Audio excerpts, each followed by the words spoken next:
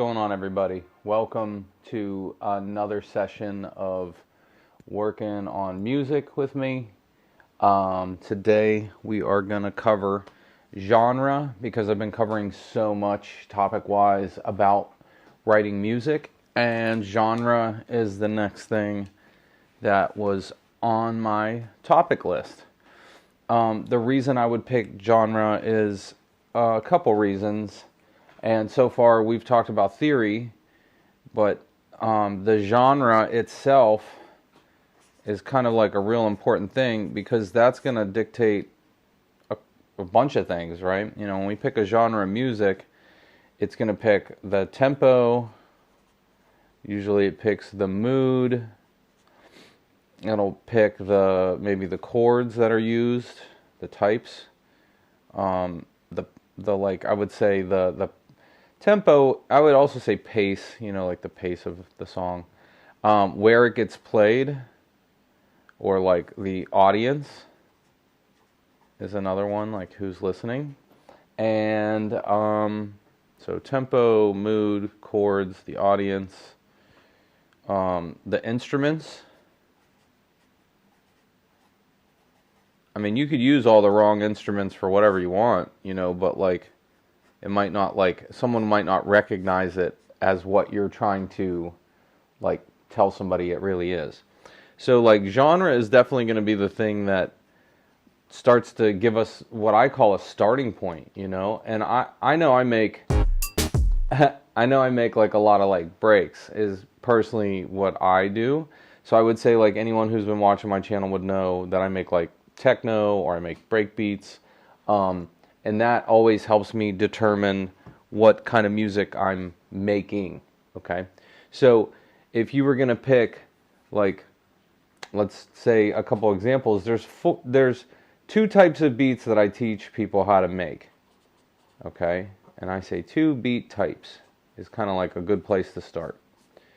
And that's usually like a break beat, or 4 on the floor is what I kind of call it, like a 4/4 tempo versus something that's broken up.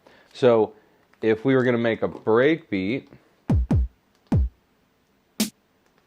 the kick always is 1 and the snare is always 5 and 13 no matter what we do, right? But if I've chose to put the beats offsetting the quarter notes, that's considered a break beat. If I would put the notes on, I consider that 4 on the floor, right? Because the bar isn't broken up, it's all very steady. So I feel like at the beginning when you write, making this distinction is kind of going to be how a lot of the song, like, metronomically unfolds. And someone asked me, can you change the volume of the metronome on the move? And I said no. And they were like, man. And I said, well, think about it. You could always use your drum, like a sound. Like, what if that was going to become your metronome? You could just put that on quarter notes, right? And I wasn't trying to be a Weisenheimer, but do you see how that is your click now? And then you can adjust the volume of that one. So if you need like a really loud metronome to get you going, right? That was like a metronome trick or a way to do the metronome, right? The other thing now is, since we're determining the type of beat, there are thousands of rhythms, all right? Like the way that a beat can be played, right? And unfold. Now, I think organic rhythm stems from a human physically playing it, not like someone programming it on a grid, right? So if I wanted to make 4 bars, and I can see over here I'm in, you know, what part of the bar, now I'm going to play it because I think it's more organic, right?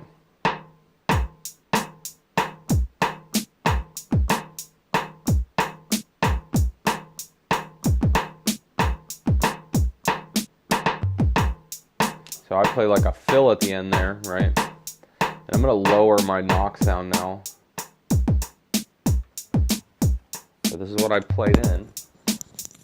And again, I typically play break beats. That's just like a habit of mine, right? This is the organicness of the beat you played. Okay? Now, I'm going to do the same thing. I'm going to pick a new clip, right? And, sorry. And now I'm going to try to play a 4 on the floor for everybody, right? So I'll turn the metronome on this time. And, let's see.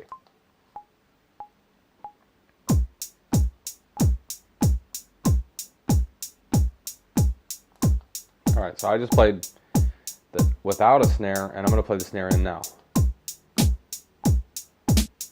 So let's see, I'll fix that because I played it pretty bad. I wanted that one late though, right? And you can go fix your quarter notes, you know, if you didn't play them as good. You know, the quarter notes are pretty straightforward. I want them on grid because then it sounds right. And this hi-hat might be weirdly swung because I played it as a human for the organicness of that feeling, right? Now what happens if we make beats all the time on grid, right? Let's take, you know, it's going to be super, super on grid, right? That's one thing you could know for a fact. Like, it's just not going to be wrong if you use this, right? See what I mean? You just know because you put it on there and it's a computer, right? So that's not going to add a lot of like groove to it, which you can do shift and these little wavy lines. And groove is how much like a drummer goes off of the grid. So you would be surprised that some of the better songs and better music is drums that are played off grid. So like the original White Stripes record, the drums have a like a swing to them because they're not completely on. Meg White played like the way she wanted to play. And you know, a lot of people gave her flack for that, but that record's awesome. Because it's unique, it's different, it has swing. So the beat type could always become like not a hindrance, but it can help you kind of glue down how you're going to make the music, and it's always going to help you pick the tempo. All right, so when we pick a tempo and a beat type, all right, and I'm going to think of a couple genres just to like, so we could say hip hop, right, which is at like 90, you know, BPM, close to, and give or take a couple BPM, so we can go lower, we can go faster, yes. But the genre chords that I'm going to write for you all is kind of like a starting point, like house, 120 BPM, right? And this way, if you knew, hey, I'm going to make house, boom, 120, go to it, play it. You're more likely going to succeed at making house the genre because you pick the tempo that's closer to what everyone else who's making house is going to pick, right? Drum and bass, something else I love, D&B. You know, that's around 160 BPM, and that's a break beat a lot of times, right? I mean, there's artists that break those rules. This is a 4/4, this is a break, this is a break, you know what I mean? Typically, not saying that people don't do that. Then we have like a genre I like, ambient or downtempo. That can be anything, that any kind of pattern, but that's typically 80 BPM or a little bit lower, you know what I mean? Like a slower style music. And that could be like anything. That could be, downtempo could be, you know, a 4 on the floor or a break. So hopefully everybody's seeing these that I'm writing down. So I got hip hop, I got house, I got drum and bass, I got downtempo, rock music, you know, rock, that's a 4 on the floor, but that's around like 110 BPM, right? R&B, it changes a lot. R&B has a lot of tempo because that's a very dynamic music, right? All right, we have, what's the popular one nowadays? Now I sound old. What's it called? Dubstep. So dubstep, what's that at? You know, they count that differently. And now I'm going to segue. That's 140 BPM. But now I'm going to segue because that's actually a cut time rhythm. So now we're going to talk about why would I cut time in a rhythm or and it would act like I'd have more space in the beat. And I think it's more interesting, and it gives you, the word is greater grid resolution. All right, so if I played this at 120, right? But what if I said it was 240 and I cut it in half? Does anybody know what that would do? The other thing in this world is we could actually change the resolution here, which is crazy cool. So let's say 1/32. That would do what I'm talking about. And watch what's going to happen to the beat when I program different patterns now, right? Like if I went and I programmed the second page of this bar and I did the snare because I want to roll, listen to this. See how crazy that was, right? And that might be too loud. I got a lighter snare that I'm going to use as that roll, right? And I'll lower it a little more, but it's just an accent. I want like a, and that's what trap's doing a lot nowadays, right? There's all these like fun flutters in the beat, and I'll start doing that in a house beat. You hear that now, right? Now, so this is grid resolution, right? This is cutting times in half or doubling them, right? And triplets, another resolution, and we'll practice with that because a triplet could also make us do something that sounds like it's not a mistake, but let's see. We're going to do this guy on a triplet. It's like counting threes over. Yeah, do you hear that? This is pretty popular in a lot of... Did you hear that? It sounds like it's kind of skipping. It's real fun, right? And I'm going to do that all over this beat now. So now we're going to start swinging this with like a triplet groove over top of a 4/4 groove. So we're doing 6/8. Or 6/8 over 4/4.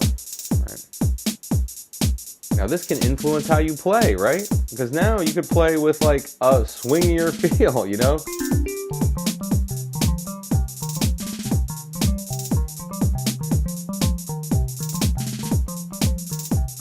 So this is the organicness of our rhythm. So I got to swing because I'm doing a triplet groove over 4/4, right? So this is maybe a little bit of genre mixing. I'm taking like, and that's a 6/8. So I didn't write that groove because that's another hidden groove, 6/8. And that's like a lot of like rock bands like Toto use 6/8. Steely Dan, you know, use a lot of 6/8, right? And so that's even another type of feel, right? And this talks about how we get into genres of music. So genres of music have a lot to do with the beat, the type of beat you're playing, the grid resolution you're at, right? So let's say I want to do a mock dubstep, right? I would say 140 is kind of how I would program it. And then my grid would be seeming like it's moving at twice as fast, right? So let's say I got my kick. I'm going to do a snare.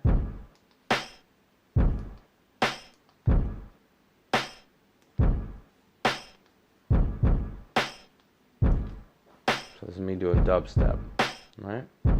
It's just real simple on the hi-hats too. So this is like a very easy way to do it. And I think it does it on the off time beat, so makes it sound more interesting, right?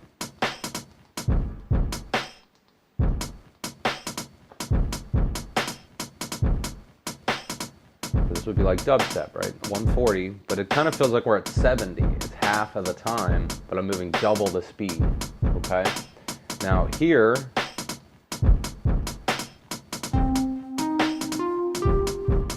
I'm going to make sure what key I'm in too. C minor, we'll go with it, right? I'm going to do my step, record, 2, 4.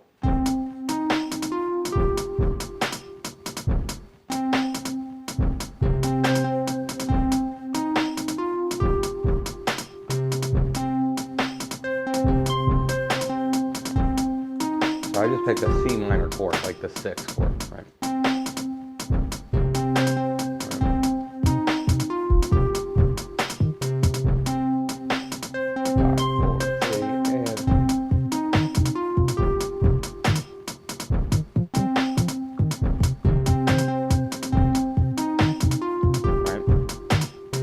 I picked dubstep as the genre for this track, and notice how it already unfolded pretty fast. Dubstep is minor music. It's usually like in like an E flat minor or F minor. And I just know this because I've written a lot of music. And quickly, because I picked the beat, I could get into a song so fast. That was like genre. My mood and my chords are minor. The sounds I used kind of are electronic. They might work with that genre, right? So quickly, you guys see, this is a quick way to get music made without you spending an hour in front of your DAW banging your head off the wall, right? We don't want to do that anymore, right? We want to get to making music fast, right? So we got to start picking a genre, all right? So genre would also help you once you pick a key signature to play into. It would definitely help you figure out what you were trying to do with the structure of the song and the chords, right? So we would think that, what genre are we going to make? And like I said, the two types of beats, I was talking about 4 on the floor and I was talking about break. But since this guy has a triplet grid, I'm going to pick a new one, and we're going to work on like a 6/8 sound now. So let's try something a little different. Yeah. So let's pick a groove. So I'm just, real quick, it's just kick and snare. Super simple beat. So this is a 4 on the floor beat, right? And then I'm going to go to a triplet 8th note grid this time to kind of mess around and see what's going to actually happen if I did this on the hi-hats. So I got a hi-hat there. I'm on what's the triplet groove. And we're going to hear what this does.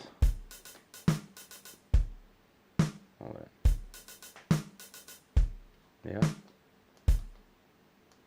Oh. Yeah, I actually went too far. So I'm just trying to let you guys hear.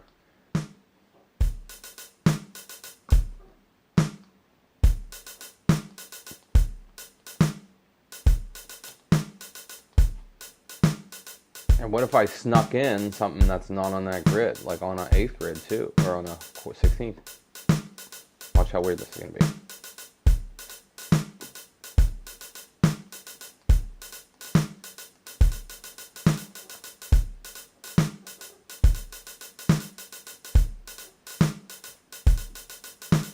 This might be some weird jazz I've never heard of, you know?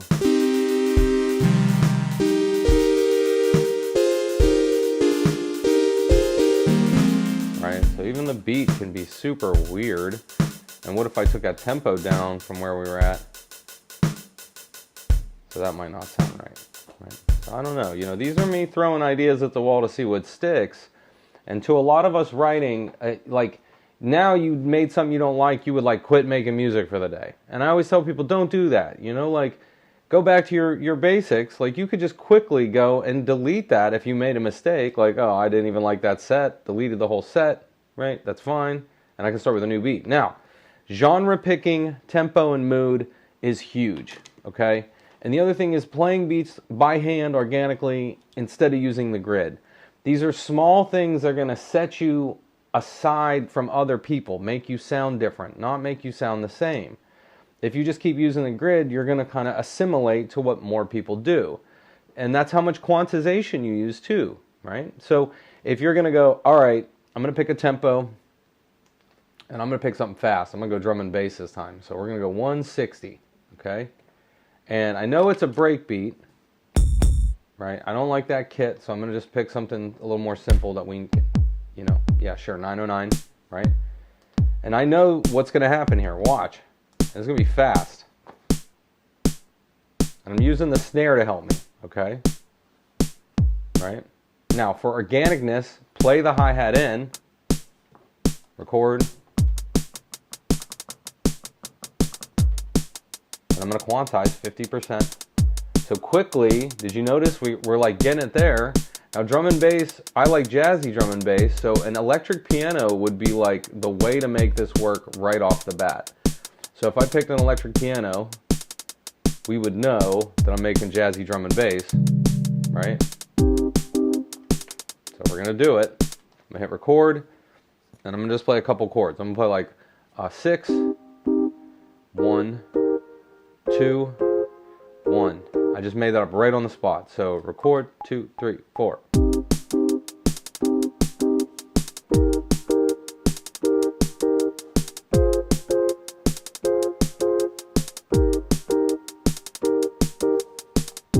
Made that up real quick. I think we're in C minor still, right?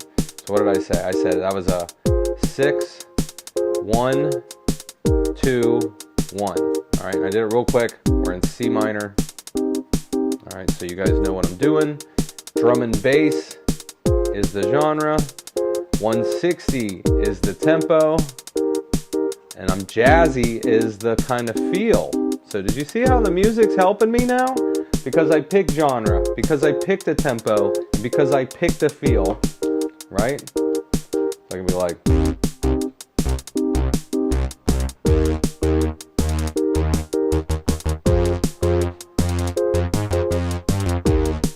all right, and because I'm going to play it, it'll sound organic.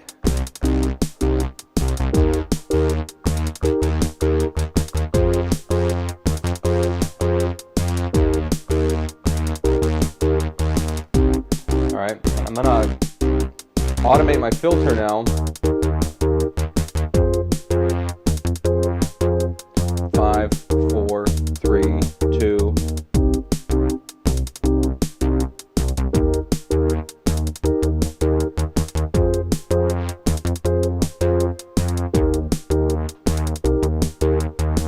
All right, so recorded. All right, and I see some comments. This is awesome. What's going down? You just got your move yesterday. Yeah, I've been watching some vids while I was waiting. Yeah, no problem, no problem. Hey, I'm glad you're watching. This is great. People saying the machine's being limited. It's not true. But the most limited part about the thing is that no one has it. That's an advantage to us. I love it. Yeah, because you're kind of using something that's like newer technology. You know, we're on the cusp of something here that's a little different, right? And I'm gonna pause for a second. You're right. We're on the cusp of something a little different. And the other thing is, I got to meet the people in a forum that made the move. We had special access to ask them some questions, ask them about some of the limitations, and everyone's seeing here on the stream that like the reason I'm teaching what I teach a lot of my beginner students to everybody on stream through the move is kind of so you can see the workflow of the device. Maybe you see some of my workflow. And then you actually see songwriting, and hopefully this is helping you not sit in the studio and not get anything done in 15 minutes. Instead, in 15 minutes, you're like, well, Joseph helped me with the circle of fifths. Joseph's now helping me with genre. We covered ways to make quick clips, and that's kind of what I want everyone to be doing. I don't want people to sit digging through presets. I want people, you know, that's another day, and we're going to cover that in another stream. This stream is about genre, so yes, that's what you're going to do. Hey, what's going on? Good to see you. Top of the morning, yes. And in genre, again, what we're picking is, we're going to cover it, what I talked about. I'm just going to say genre is the topic today, and when we pick genre, we talk about the tempo and the pace of our music. I picked drum and bass, so you got 160. I picked jazzy as the mood, right? I picked the chords as 6, 1, 2, 1, and we're in the key of C minor, which is E flat major, so everybody knows what I'm doing in the circle of fifths. And the mood was picked. The chords would be a little more like minor-y. Our audience, okay, so we might have to make it a little more exciting because people on the dance floor, I want to say excited, right? Because this will get played in the club. And the instruments, I talked about this, was the whirly or the Rhodes sound for the chords. The bass is like a liquid kind of bass sound because we know drum and bass has that. And the lead could be kind of anything we'd want because jazz has saxophones, jazz has trumpets, jazz has, you know, electric pianos, jazz has flute players. So like, not jokingly, if we wanted to do like Jethro Tull idea, we do a flute. If we wanted to do like Rush, we might do a Moog synth. So it depends on who your influences are. So I'm going to write that. Influence. All right, why would I say this? Okay, because everything you've ever listened to and done is going to be what shapes how you make music, okay? The books you've studied, the teachers you've had, the streams you watch, the songs you listen to, the dreams you have at night, what your aspirations with music are. I think this is a good way for me to kind of wrap this stream up today, because you got a lot of work ahead of you working on your genre, okay? And when I say that, I mean that wholeheartedly, okay? You got a lot of work to do. You got to pick the genre you're going to make, because that's going to dictate tempo, mood, the chords, the audience, the instruments, right? It helps us pick a tempo, right? And in that tempo, that kind of thing, that picks up what we're going to do. And remember, I put a bunch of different tempos and ideas for you. Hip hop's around 90. House, it's around 120. Drum and bass, it's around 160. Down tempo, 180. Or around 80. Right? Dubstep, I said it's 140, but it's halftime, and that cuts our grid in half, right? So these are ways to play with you getting better at making music. I would also say, you know, Mr. Bill does some great tutorials on Ableton. So if you want to like watch somebody make music fast and kind of explain some of this, you know, genre influence, how someone writes over their shoulder, I like Mr. Bill's videos too. He does great work. But remember, there's two types of beats I showed you. There's like a 4 on the floor, and there's a break beat. That's how you cut the grid up. All right? And there's also like 6/8 feels. That's like, or 3. You know, that's another way. You can write in 7. There's all kinds of ways to break this up. But I wanted to cover it kind of easy and quick for you guys today, so that when you get back into your studio, you're like, all right, I'm going to pick my genre. I'm going to work on it. You know, country and rock kind of, you know, fall around, you know, the same place. You know, because like, think about that as well. You know, there's tons of ways to look at how we're making music. The other thing I told everybody, and I mean this,